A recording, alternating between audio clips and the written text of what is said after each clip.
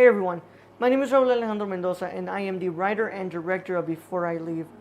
I am currently a student at the University of Houston studying media production with a concentration in film production and a minor in Mexican American studies. Before I Leave looks at the story of Natalia, a young gay Latina who brings her partner disguised as her friend to her family's dinner 2 days before she is to leave back to college. During this dinner, she is caught being intimate with her partner by her mother. She uses the next 2 days to really understand herself, her culture, but most importantly, her sexual identity and how that plays into her identity of being a Latina. Underneath it all, Before I Leave is a film about love, is about understanding, but it is most importantly a film about understanding who you are and who you've always been. When we look at the world of sexual identity, when it comes into play with culture. Now, we have come to you all for help through an Indiegogo campaign to make sure that we have enough funds necessary for actors being paid, crew members being paid, production costs, post-production, and all that wonderful stuff that has to go into making this film a reality. When you donate to this campaign, you aren't just donating to make a film happen. You are donating to a cast and crew of young, diverse filmmakers passionate about putting out a story about underrepresented communities. For so long, the industry has ignored these stories, and we want to put it out there and be able to make an art that speaks not just for everyone, but those who feel like they can't be who they were always supposed to be. So, go and check out our wonderful perks and donate today. There's wonderful perks out there, especially an incredible poster that you can get signed that was designed by Smoltog on Twitter. Her name is B, and we want to thank her so much. You made an incredible poster. Please go check out those tiers and check out all the wonderful ways that you can help us out. We understand that during a global pandemic, it is not easy to donate to a cause right now, but there are other ways that you can help us, especially by sharing this on social media and telling your friends and family about our film. I want to thank you all so much for listening and watching this, and we hope to hear from you soon.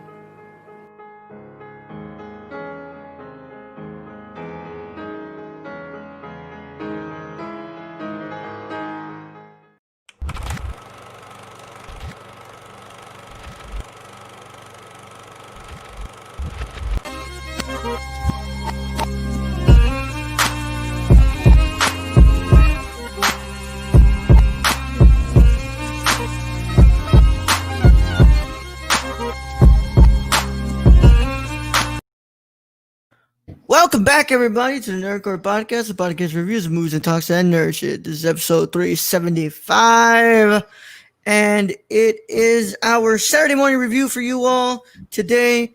As always, patrons get this a lot earlier than everybody else, but that's the best thing about being a Patreon supporter. You get a lot of things early. Yeah.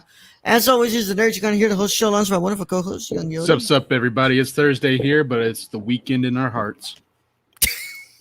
It pretty much is. Or in continuity-wise. In continuity. Continuity. Yeah. Yes. How are you doing, man? Doing good. No complaints. No. Yeah. I had a chicken parmesan sandwich. I'm doing good. I'm up early. I'm ready to slay after this. Let's do this. Ready for some Among Us. Mm-hmm. You know? Yeah. I've been working on a project myself today, man. I said I'm gonna make a Letterboxd account for the podcast, and I'm gonna try to make lists of all the films we've reviewed on this show, at least for each phase. Dude, funny enough, dude, like you can't even make like the YouTube edits. So, well, you know, I'm right now I'm at phase 2, Brad. I'm almost done with it too. Oh wow. Phase 1 had 41 movies. That is only the movies discussed on on this podcast. Well, and you remember phase 1 is we were only podcasting once a week.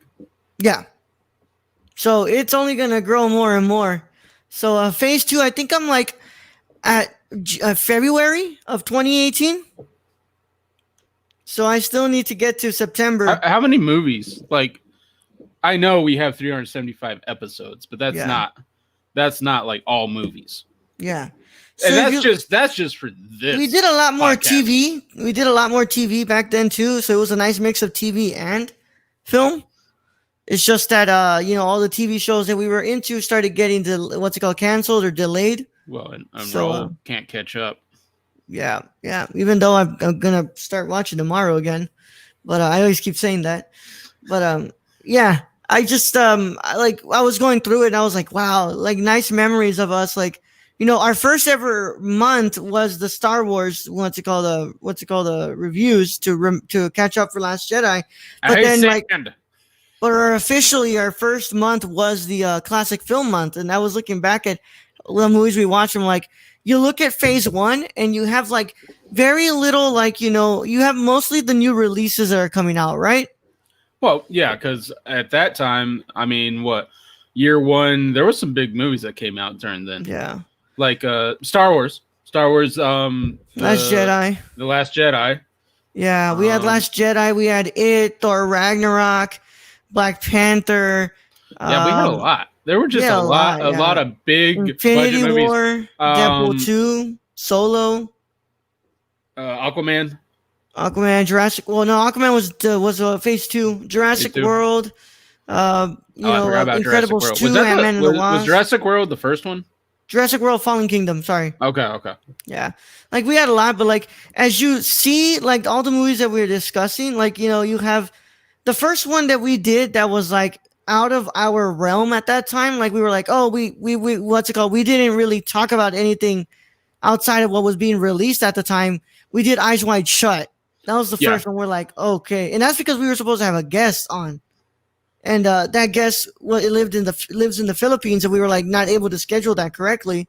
Mm-hmm. But then like you start seeing the classic film month come in, and we get Kurosawa, we get On the Waterfront, 12 Angry Men, Vertigo, and then you just start seeing like we did the month of Iñárritu, and we did all those films, and we did 70s film month. We basically trailed off from what was popular and just went to like what we liked.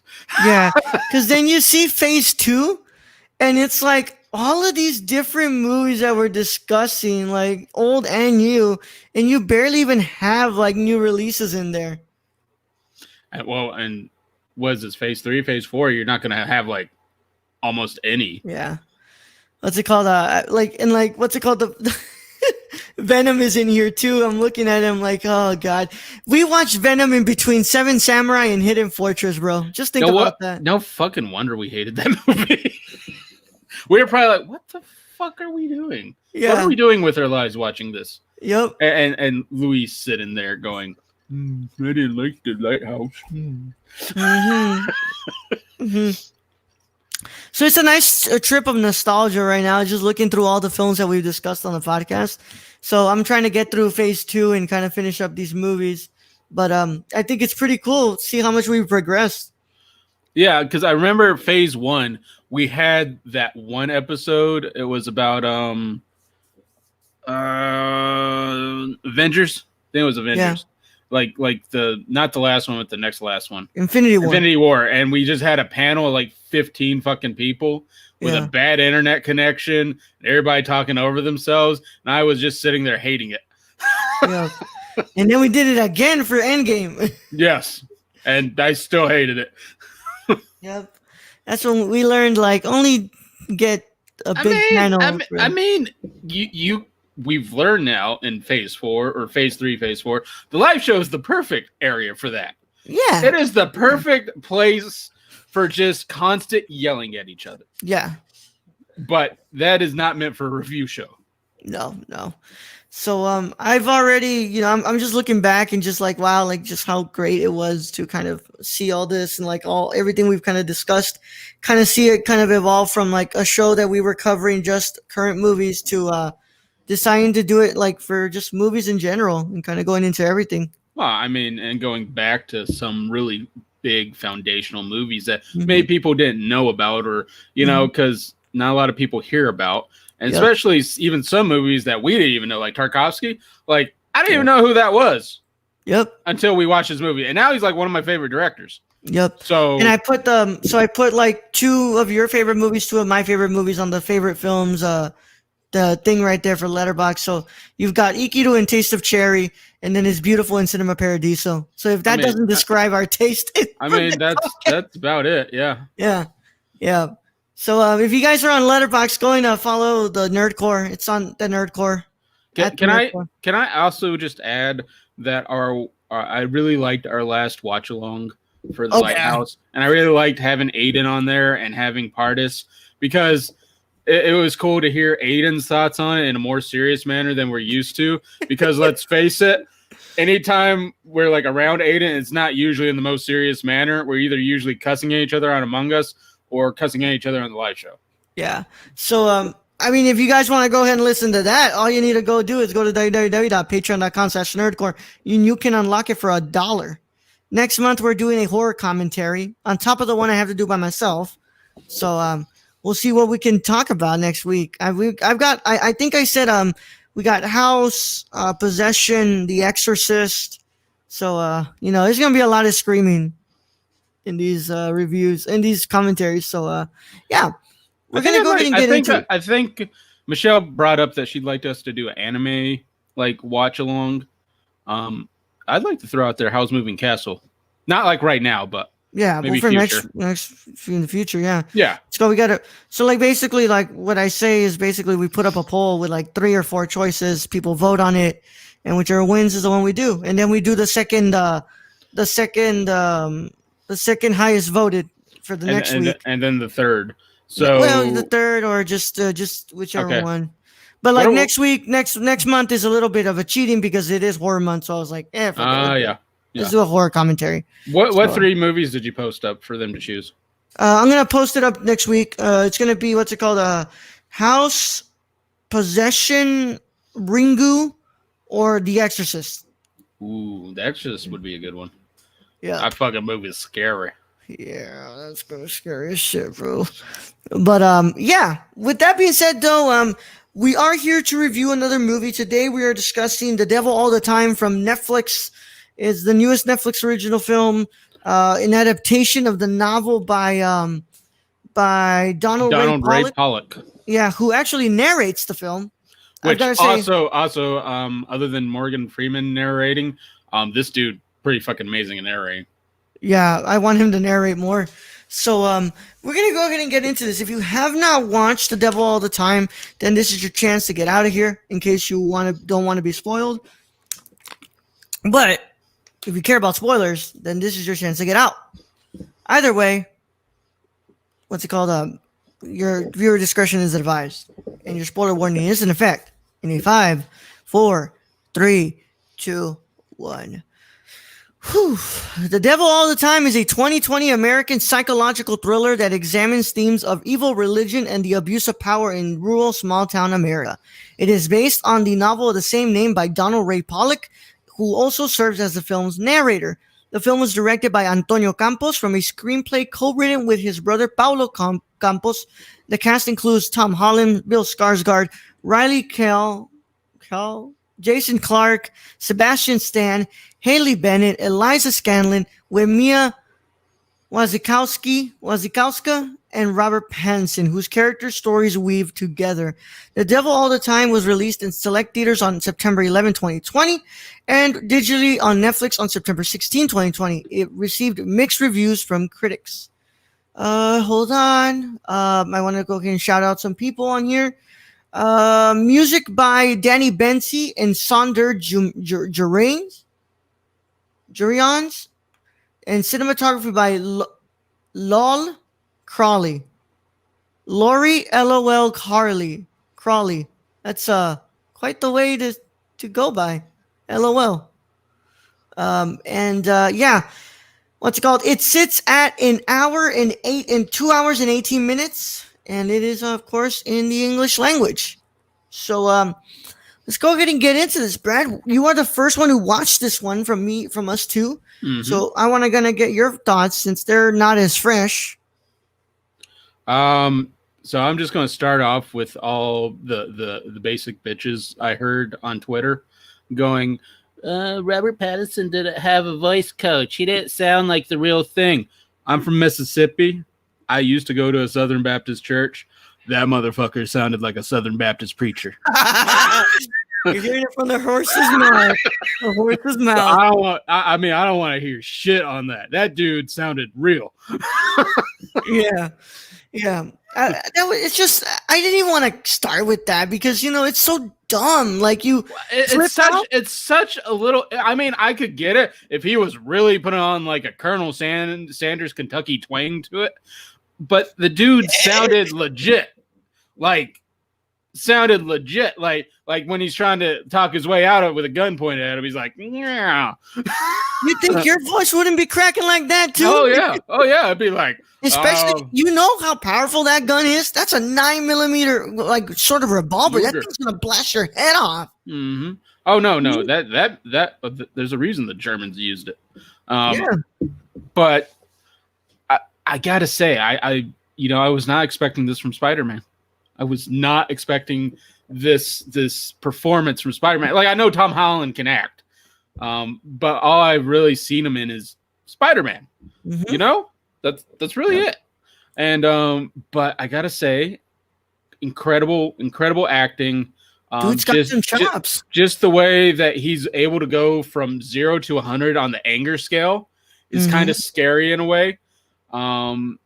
But then again, you look at it, he's basically following the footsteps of his father, played by Bill Skarsgård. And you know who we love on the show? Bill Skarsgård. Fucking Bill Skarsgård. And again, I don't think Bill Skarsgård can do anything wrong. He was the only good thing on Castle Rock. So dude, there's that. For the small time he's in this film, powerful. Just powerful. And he's like the reason everything else in this film fucking happens. Like, legitimately, even though he's only there for a short while, his marriage, his not marrying a woman, his killing of the dog, his getting into a fight with his child with him, and then his eventual suicide, it all affects this movie. He's basically a ghost that keeps on going. You start to think this family's just cursed in a way. And then to weave in the side story of the murderous couple, which they had an effect too, because they killed the preacher, the father, who was a piece of shit in my eyes, but he really thought he was going to bring his dead wife back after killing her. Yep. I mean, but this really goes into the South and the Southern areas. Because it's West Virginia, so I guess Appalachia. Is that Appalachia? Yeah. I don't know. And just the religious ferocity in that area, and just what it does to people, and then how it affects people, and then how just evil people like put a mask on and use that religion to their benefit. So I gotta say that this film is incredible. I mean, performances aside, this film has an incredible score that is just so subtle but so effective. The cinematography is beautiful, that's for sure. And just the direction feels so, so swift and like kind of planned out so vividly. The only thing I have to complain about is that third act feels so rushed, and it feels like it's the resolution comes too quickly for me. I think that's my only complaint. But I think that if we're talking performances wise, I'm putting it out there. This is my first act. We're not even done with 2020 yet. Tom Holland will be nominated for Best Actor for this film. I'm telling you right now, Tom Holland surprised me on all levels on this movie. Like, of course I expect Pattinson to go all out with this. Like, he always does that. But Holland, like, I'm looking at it here, bro. He hasn't been in like a serious movie since The Lost City of Z, since 2016. Which I never watched. Yeah, we haven't watched. That's like one of the only Pattinson movies I haven't watched. What's it called? And, he did Pilgrimage, which is an Irish medieval film. But after that, in 2017, he does like Spider-Man: Homecoming, Avengers, Infinity War. Oh, hold on. What's it called? The Current War. The Current War is pretty serious. Yeah. So 2017, like, he straight up goes into just Avengers Infinity War, Avengers Endgame, Avengers Spider-Man Far From Home. Spice in Disguise. He did the smaller roles, and then he got the comic book money. Yeah. Doolittle, Onward. And then he just comes over here in 2020. He does this movie. Well, he's pulling a Pattinson. He's following in like a Pattinson kind of way. So of course he does have what's it called, Uncharted that he's working on too. But you know, this makes me even more excited to watch Cherry, the film that's being directed by the Russo brothers, about like the opioid epidemic in what's it called, in New York. Hmm. Yeah, and it's like he plays the protagonist, and it's like a crime film, a crime drama film, and they released like that one, what's it called, still from it, and it looked incredible. But basically, an army medic with PTSD becomes addicted to opioids and starts robbing banks to pay for his addiction. Oh, that So sounds really cool to watch. Actually. yeah, and But if I can just add, just like Pattinson did, and it's kind of the opposite way because Pattinson had to like shrug off that Twilight like monkey that was mhm, on his back, and he did that with indie films. So we didn't really know Pattinson could act until we actually went and watched what he made. mhm, We kind of had an idea Holland can act, but at the same time, all he's really known for, at least to me, was Spider-Man. yeah, Like, big budget movie, like it's Spider-Man. Like you yeah, don't really have to go all out in the acting department in my eyes for that. not really. But this shows his range, and It I'm looking really, forward to him taking more risks in yeah. movies.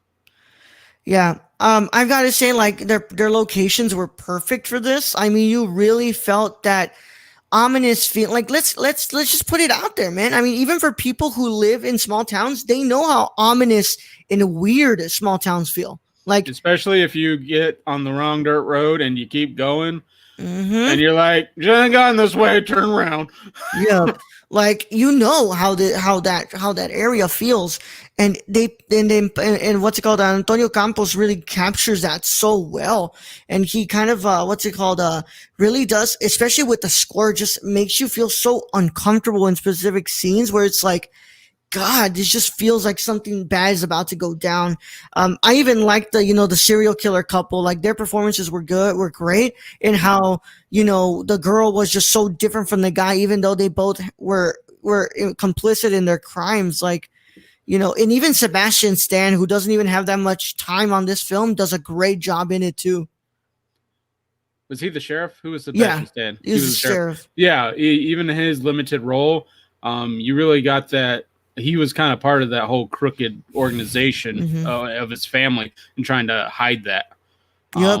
Which I like how at the very end you get the narrator saying that you know Tom Holland's character thought the law would do the right thing. It's kind of like you hope justice was served, and it's kind of like talking about like Yeah. today's time frame, because the first thing those cops did was probably burn those photos. Yeah. Well, I mean, that's the first thing that Sebastian Stan does. He goes in the car, is with his sister. He's like, obviously, what's it called, a brain or whatever, I don't know. And then he, like, first thing he does, he goes back to the house. He goes into the red room, into the developing lab. He grabs all the negatives and he burns them. Well, and you think the police department, they don't want to know that their sheriff's family was all on that, so Yeah. no justice was served in that. Yeah. So yeah, and what's it called? It really kind of gives these really interesting, conversations. I mean, especially the religious aspect of this, of like that abuse of power that preachers have, like, like the whole, like, we've heard about it. It was constantly on the news, like, about, Catholic priests and their, fascination with children.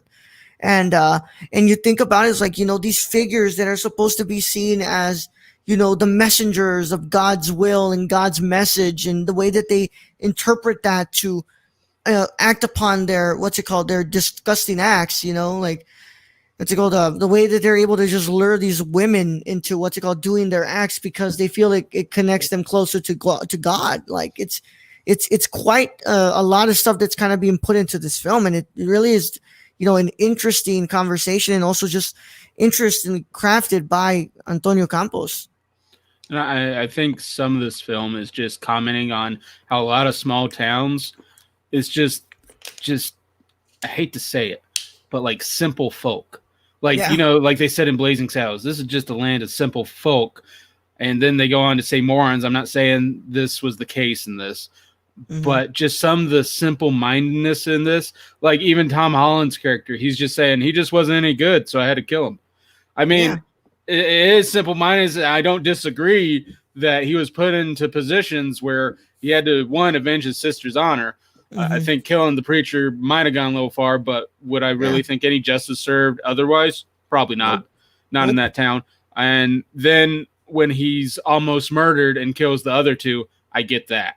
Yeah. So, but the sheriff wouldn't have got that, and justice wouldn't have been served there. So you're basically faced with basically a young man who had a terrible childhood growing up with some very bad images that he had to face and live through. And then you almost get murdered, and your sister hangs herself, and you don't know it was on accident at the very end. And I can see like where he's coming from. Yeah. And like I said, like it's just all those nuances and all those, mannerisms that Paulin shows in his performance just make for a really, really interesting character. And I just like my favorite scene, and it's funny because it's the scene that gets clipped out by Twitter so they can make fun of Robert Pattinson when they only clip out like 10 seconds. But I love that. Him just walking in, Robert's like reading his Bible, and he sits down and he's like, at first he's scared. He's like, goes, excuse me. Like, like he can't speak up. And then he just he gets these balls to do it. And the way he kind of just lures Pattinson in, like, just like, describing what he's talking about, and how he's like, kind of getting the attention of Pattinson. And then he keeps on bringing it out more and more. And then it just, how it goes with just those lines of dialogue back and forth, and with the gun cocked and boom. And like, it kind of all just perfectly crescendos in that scene. Like, well, and what I hate about the clips they did is they gave no context. Like, even if you just clipped the scene where Tom Holland walks in, it still doesn't give all the context. Context happens on that very first day when they bring the food, and that dude basically lays into the mother because she made, I think it was giblets or something of that. He calls it lesser food of the poor folk, and he basically just berates her for being poor. And Tom Holland's character is just pissed because he doesn't go to church anyway. He doesn't really take into church because of his father. Because his father, basically, when his mother died, his father kind of went a little mental there and strung his dog up. So he lost like all his family in one fell swoop. Yeah. And I got to say, the scene with the dog on the cross that they showed, where they had that kind of hidden, and they didn't show that until like, I think it was the very end when they had the flashback with the sheriff, and the dog was, you didn't know that's how the dog went. At least I didn't see it. And I was like, wow, okay, he really went a little far. Yeah, like you definitely saw that. I mean, from the beginning, like usually when I think about Bill Skarsgård, I think they're gonna put him in these like really mental roles, like you've seen him in. Like you just see the development of how crazy he gets, and it's like that scene where he's with his son, like when he's younger, and he's like, you pray loud, boy," and he's like, once in a while he starts like, "Mom, Lord, help my mom," and he goes, "Pray louder, boy." And I'm like, oh crap! Like, just Bill Skarsgård's giving a crazy performance. If I had it my way, I'd say that Bill Skarsgård's getting that supporting actor nom for sure. I mean, I'd see the supporting actor nom very easy for Bill. I mean, you've got a lot of people who you can nominate in this. I mean, you've got Pattinson, you've got Holland, you've got what's his name? What's it called? Bill Skarsgård. But you also kind of got a little bit of the guy who played the not the guy, I'm talking about the girl. The one who played the serial killer girl. I mean, even the mother was great in this film. Yeah. I thought. Yeah, Riley Coe, definitely. Hell, I mean, you can also make an exception, also an argument for Jason Clarke as the guy too, and Sebastian Stan. But everybody in here is kind of just. I don't think there is one single bad performance in here, but I think to me, my standout and the one that I think I take away the most from is definitely Holland, because he just surprised me. Well, it was unexpected. I mean, Pattinson was kind of expected because this is a Pattinson film for sure. Like, you would expect him in this role, playing in this film, if you had gone back and watched stuff past Twilight. Like, you would have known that this was happening. Yeah, Tom Holland was a totally left kind of field thing, because you're like, Damn, Spider-Man, you just beat the shit out and almost killed 3 people with your fists. Yep. So I'm gonna go ahead and give The Devil All the Time a resounding 9 out of 10. My only problem is that third act feels a bit rushed, and that it feels like the resolution is just too quick for my taste. I agree. It really doesn't like go into much detail on what happens after. Yeah. It's just like he gets in a VW bus and that's it. Yep. Clean slate. Yep. Who knows? Who knows? But Roll the credits. I mean, and I had in my mind what I was going to give this. It's the same 9 out of 10. It is a seriously good watch. It's something, especially watch it if you're a Tom Holland fan from the Spider-Man films, because this is totally out of left field. Yep. This is my number 5 currently of the year, man. Right below The Invisible Man. I love this. I think that this was great, and I think that you guys should watch it too if you're listening past this point with you haven't watched it. So check it out on Netflix. We'll be seeing what we can discuss next week. We have to check if anything's up on the schedule that's coming soon, or if we do the good old coin toss. We haven't done one in a while, but we'll see what else we can watch next week. I believe Antebellum is up for video on demand, but I also heard that movie kind of sucked. Yeah, and I don't think I'm gonna spend $7 on that again for a movie that sucked. No, I think we learned our lesson with the rental and what's it called? Have you watched Capone yet? No, I have not watched Capone yet. We might be able to do that one. Yeah, I think so. Maybe we'll see what else. Let's see if anything. I meant the rental and the tax collector. Yeah, yeah, those. Yeah, I gotta get Capone down. I gotta get Capone. I want my $12 back. I want my $12 back. If you're listening to this, Brianna, I want my $12 back. You're not listening to this, but I'll message you. I'll tell you I want my $12 back. I want my $12 back, man. Yep. But yeah, I want to thank you all for listening so much. I want to thank you all for listening, and I really do thank you guys so much for being Patreon supporters. Of course, to those Patreon supporters, we love you guys. We thank you for being here. Hold on, we got a comment down here. Yeah, Luis commenting. I am Luigi. Damn, y'all barely started? Bro, we're ending. What are you talking about? We're about to end, bro. So worth the watch 100 freaking %, Luis. This is worth the watch. Well, I don't know. This man doesn't like the Lighthouse. It might not be up his alley. Yeah, maybe it's too what's it called? Critical. Oh, what was the word? What was the word that you said for movies that look like squares? Like too pretentious. Pretentious. It might be too pretentious for Luis. Maybe too pretentious for Luis. Luis, I recommend you watch this if you're a Tom Holland fan and you want to see what else he can do when it's not in a big blockbuster film. And I definitely recommend that because this is crazy. Like his performance is nuts in this, bro. Like, damn, this makes me want to work with Tom Holland, bro. I mean, I'm looking forward to more of these films that are smaller in scale, but not story. Yeah. So as further ado, what's it called? We want to thank our Patreon supporters. Everybody is wonderful on our Patreon. We got to give special shout outs though to our wonderful producers and our writers.